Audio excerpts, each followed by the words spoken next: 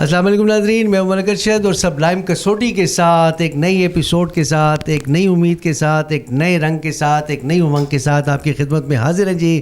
اور فارمیٹ کسوٹی کا آپ جانتے ہیں جناب علی، صبح خیبر پختونخوا سے متعلق جو شخصیات ہیں، امارات ہیں، ان کا احاطہ کرتے ہیں. ہمارے ساتھ جو ہے ریگولرلی تشریف لا رہے ہیں پروفیسر ناصر علی سید صاحب، اور ان کے ساتھ عزیز اجاز صاحب. بہت مصروف شخصیات ہیں اور ارباب علم و دانش ہیں، ہمیں ٹائم دے رہے ہیں جناب علی، اور بہانے سے ہم اگلی نسل تک جو ہے تو صبح خیبر پختونخوا کے حوالے سے بڑی بڑی شخصیات اور بڑی بڑی امارات کے حوالے سے جو ہے تو تفصیلات پہنچا رہے ہیں جی. سر آپ کا بہت بہت شکریہ کہ آپ پھر تشریف لے کے آئے جی. آپ کی بڑی محبت، ہم آپ کا شکریہ ادا نہیں کر سکتے جی. اور چیلنجر ہمارے ساتھ موجود ہیں آج ہیں تو ڈاکٹر خادم ابراہیم صاحب موجود ہیں. دیکھتے ہیں جی کہ وہ کیا لے کے آئے ہیں اور کسوٹی میں اپنا کنٹریبیوشن کیسے ڈالتے ہیں جی. بہت شکریہ ملک صاحب. اس سے پہلے سب لائن کے بہت سے پروگراموں میں میں نے حصہ لیا، لیکن اس پروگرام میں شرکت کر کے مجھے اس لیے بہت زیادہ خوشی ہو رہی ہے کہ میرے ساتھ ناصر علی سید صاحب اور عزیز اجاز صاحب موجود ہیں. دونوں نہ صرف قومی سطح پر بلکہ انٹرنیشنل سطح پر بھی بہت زیادہ مشہور و مقبول ہیں. ان کی اپنی جو ہے تحریریں ہیں اور ادیب بھی ہیں، شاعر بھی ہیں، کالم نگار بھی ہیں، ڈرامہ نویس بھی ہیں، بہت سی پہلو ہیں. تو بہت خوشی ہو رہی ہے ان کے سامنے بیٹھ کر، بہت مزہ آ رہا ہے. بہت محبت جی. تو میں آج ان سے جو پوچھنے جا رہا ہوں وہ ایک عمارت ہے. ارے اچھا، ویری اچھی بات ہو گئی. عمارت ہے. آپ ایک عمارتوں کی بھی وہ بھی ایک عمارتوں کی بھی ایک اپنی شخصیت ہوتی ہے، ایک اپنا کردار ہوتا ہے. تو اس لیے ہم ان کے بارے میں یہ پوچھ سکتے ہیں کہ اس عمارت کا جو آپ کے ذہن میں ہے، آپ بوجھ رہے ہیں، ہمیں اسے بوجھنا ہے. کیا اس عمارت کی تعمیر کو 100 سال سے زیادہ عرصہ گزر جی چکا ہے؟ بالکل 100 سال سے زیادہ ہو چکے ہیں. اچھا. ایک ایسی عمارت، کیا وہ عمارت جو آپ نے پوچھی اور جو 100 سال سے بھی زیادہ عرصہ پہلے کی قائم ہے، کیا وہ عمارت پشاور میں ہے؟ پشاور میں ہے. اچھا، وہ عمارت جو پشاور میں ہے اور وہ 100 سال سے بھی زیادہ عرصہ اس کو قائم ہوئے، تو کیا وہ ایک ان معنوں میں آپ یہ کہہ سکتے ہیں کہ جو بڑے بڑے حاکم گزرے ہیں ان کی آماجگاہ بھی رہا ہے، وہ عمارت رہی ہے؟ کوئی ایسی عمارت ہے جہاں وہ لوگ آتے جاتے رہے ہیں یا رہتے رہے ہیں؟ جی، ان کے ساتھ ایک تعلق رہا ہے. تعلق رہا ہے. مثلا ایک ایسی عمارت، اچھا، کوئی ایسی عمارت ہے یہ کہ جس میں کیا یہ دورانی دور حکومت کی تعمیر؟ جی بالکل اس دور کی تعمیر شدہ ہے. کیا یہ وہ عمارت ہے جس کے بارے میں تسک بابری میں بھی ذکر ہے؟ بہت نہیں، تسک بابری میں اس کا ذکر نہیں ہے. انہوں نے اس کا ذکر نہیں کیا. مثلا انہوں نے پشاور کی جس عمارت کا ذکر کیا ہے، جہاں سے وہ جاتے تھے اور جہاں اب پیپل منڈی ہے وہاں تک وہ جایا کرتے تھے، اور اس سارے علاقے کے بارے میں انہوں نے بڑے تفصیل سے لکھا ہے تسک میں. اچھا، اندرون پشاور کوئی عمارت ہے؟ اندرون پشاور سے اگر آپ اس کے وال سٹی کے اندر ہے؟ یہ وال سٹی کے باہر ہے. سے باہر ہے. جی. تو اگر یہ وال سٹی کے باہر عمارت ہے تو کیا یہ وہ عمارت ہے جسے بننے کے بعد سکھوں کے سکھوں کی حکومت کے دوران تاراج کیا گیا تھا ایک دفعہ؟ نہیں، یہ وہ عمارت نہیں ہے جو سٹی کے باہر ہے، مگر وہ سکھ حکمرانوں کے.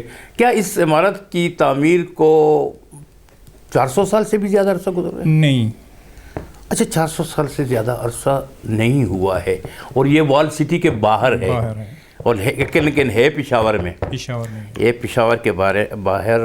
اچھا، پشاور کے کوئی علاج معالجے سے تو اس کا تعلق نہیں ہے؟ نہیں، علاج معالجے سے کوئی تعلق نہیں ہے. یعنی کوئی ہاسپٹل نہیں ہے ان معنوں میں، شفا خانہ نہیں ہے. اوکے.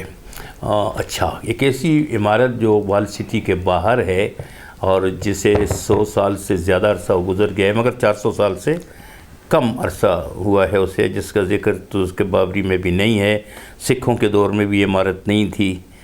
نہیں، سکھوں کے دور میں یہ عمارت تھی، لیکن آپ نے کہا کہ اس کو انہوں نے تاراج نہیں کیا. انہوں نے تاراج نہیں کیا. تو کیا سکھ حکمران یہاں رہے ہیں اس عمارت میں نہیں رہے ہیں؟ اگر رہتے تو پھر تو اتارا. اچھا اس کا پھولوں وغیرہ سے تو کوئی تعلق نہیں ہے؟ نہیں، پھولوں سے کوئی تعلق نہیں ہے. پھولوں سے کوئی تعلق نہیں ہے. اچھا، ان معنوں میں مطلب ہے کہ ہمارے باغ وغیرہ نہیں ہے؟ باغ نہیں ہے جی. ہاں باغ نہیں ہے، باغات نہیں ہیں. بہت ساری عمارات تو باغات ہو بھی نہیں سکتی. اچھا، ایک ایسی عمارت، کیا یہ کوئی مذہبی نوعیت کی عمارت ہے؟ مذہبی نوعیت کی اسے اس طرح نہیں کہہ سکتے. مسجد ہے یا کسی کا دربار ہے؟ دربار بھی نہیں ہے اور مسجد بھی نہیں ہے. مسجد بھی نہیں ہے، دربار بھی نہیں ہے. دربار بھی نہیں ہے. ہاں، اور وال سٹی کے باہر ہے اور پشاور میں ہی ہے. پشاور میں ایک ایسی عمارت جو وال سٹی کے باہر ہے. اور کسی مشہور شاعر سے تو تعلق نہیں ہے؟ نہیں، شاعر سے تعلق نہیں ہے اس کا. ہاں، آپ نے کہہ دیا کہ یہ مسجد مذہبی حوالوں سے بھی نہیں ہے، مسجد نہیں ہے، کسی کا مزار یا دربار نہیں ہے. دربار سے مراد میرا مزار ہوتا ہے.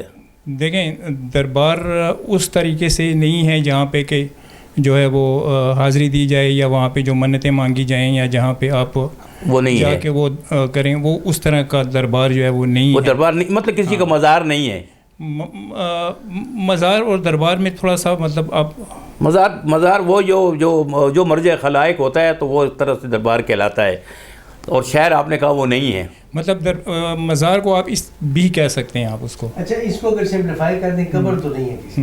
ہاں، یہ اگر آپ پوچھ لیں تو میں آپ کو کیا کہ قبر تو نہیں ہے. یہ ایسے مطلب مزار اور دربار میں فرق کرنا، اب اس میں یہ بھی ہو سکتا ہے. نہیں، وہ تو انڈرسٹوڈ ہے، وہ تو انڈرسٹوڈ ہو. اچھا، چلیے اگر آپ نے یہ کہہ دیا کہ مزار نہیں ہے اور مزار ان معنوں میں نہیں ہے جس معنوں میں پوچھ رہا ہوں. اچھا، تو کیا یہ عمارت کسی یعنی کسی غیر روایتی اس کا تعلق ہے؟ کیا کسی انسانوں کی بجائے کسی جانور کے ساتھ اس کا تعلق ہے؟ جی بالکل. اچھا، پھر تو آپ نے بیجو کی قبر کا پوچھا ہے. بالکل صحیح ہے، درست فرمایا آپ نے. Very good, very good.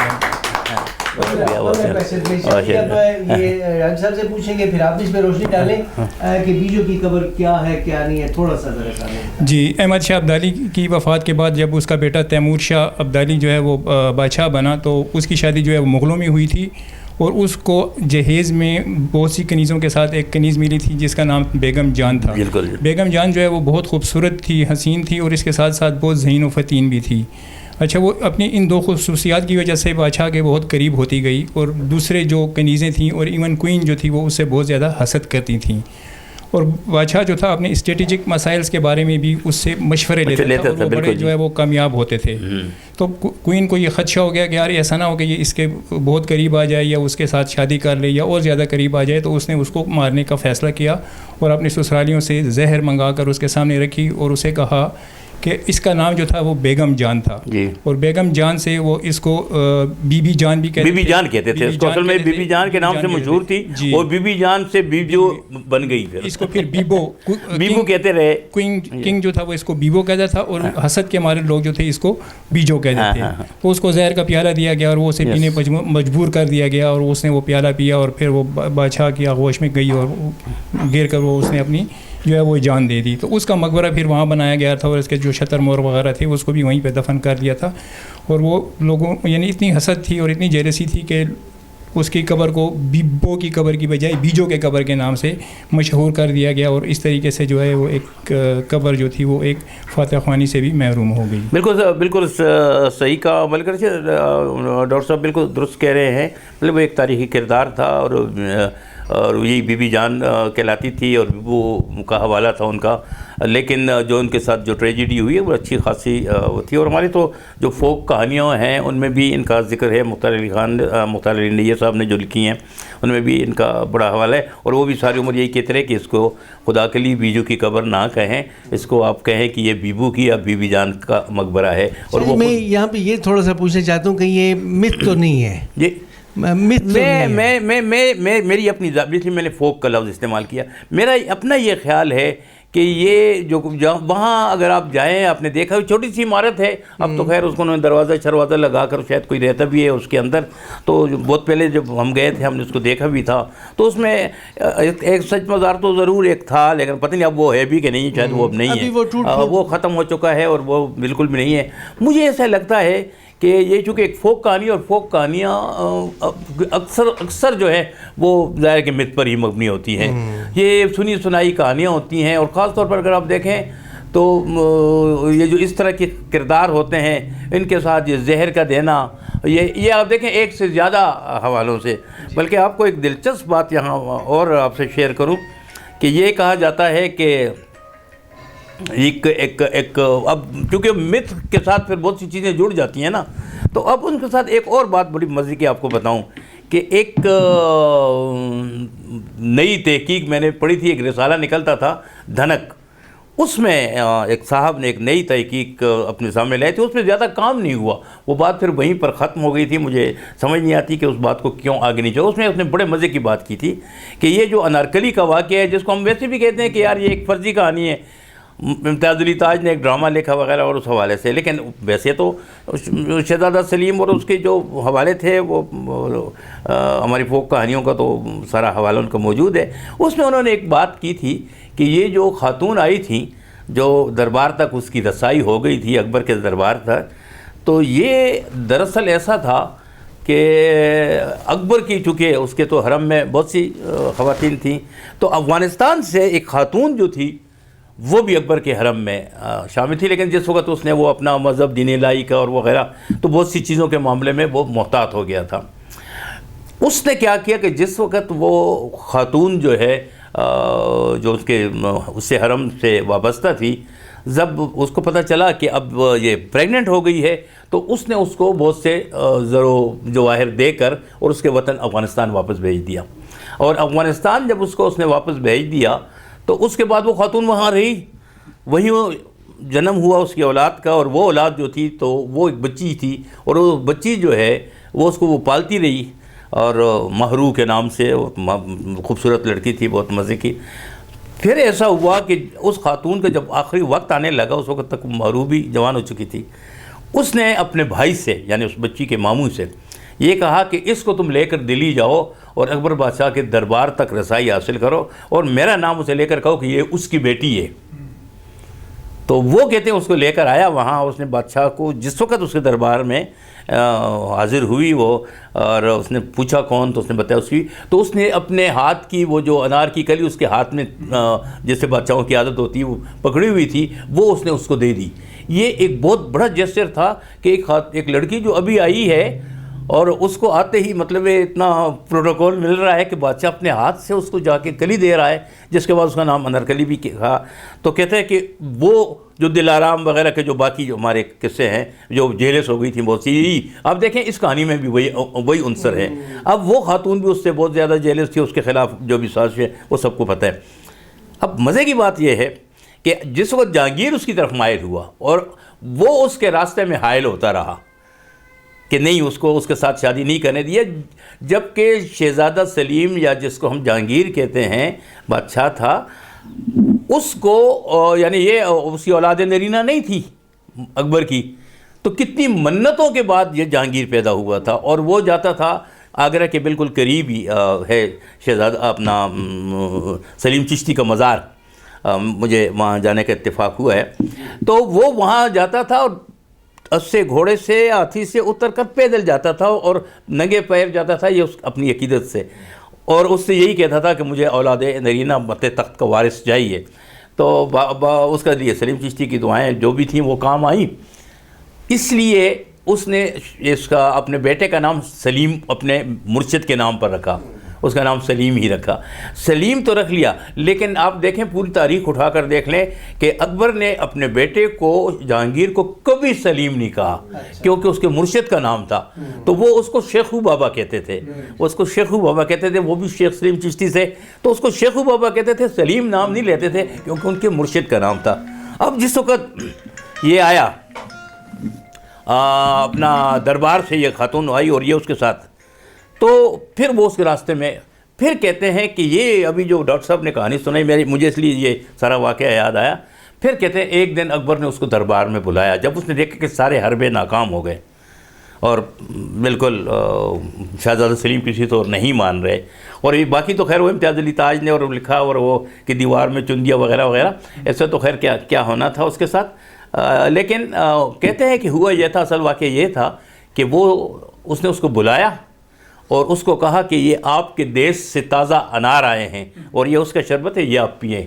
اور اس میں وہ زہر تھا جو سلو پوائزننگ جس کو ہم کہتے ہیں، وہ سلو پوائزننگ وہ کرتا رہا اس کی، اور اس کے بعد اس کا انتقال ہو گیا، جس کو انہوں نے بتا دیا. اس کے بعد وہ محقق یہ لکھتا ہے کہ اس کی وجہ یہ تھی کہ جو اتنی چاہتوں سے پیدا ہوا، جس کے لیے وہ سب کچھ کرنے کو تیار تھا، اس کی اتنی چھوٹی سی خواہش کیوں نہیں پوری کر سکتا تھا کہ اس کی اس لڑکی سے شادی کرا دے. کنیز تھی تو کیا وہ خود اس کے حرم میں کنیزیں شامل تھیں؟ کیوں؟ تو کہتے اس کی وجہ یہ تھی کہ وہ دونوں بہن بھائی تھے.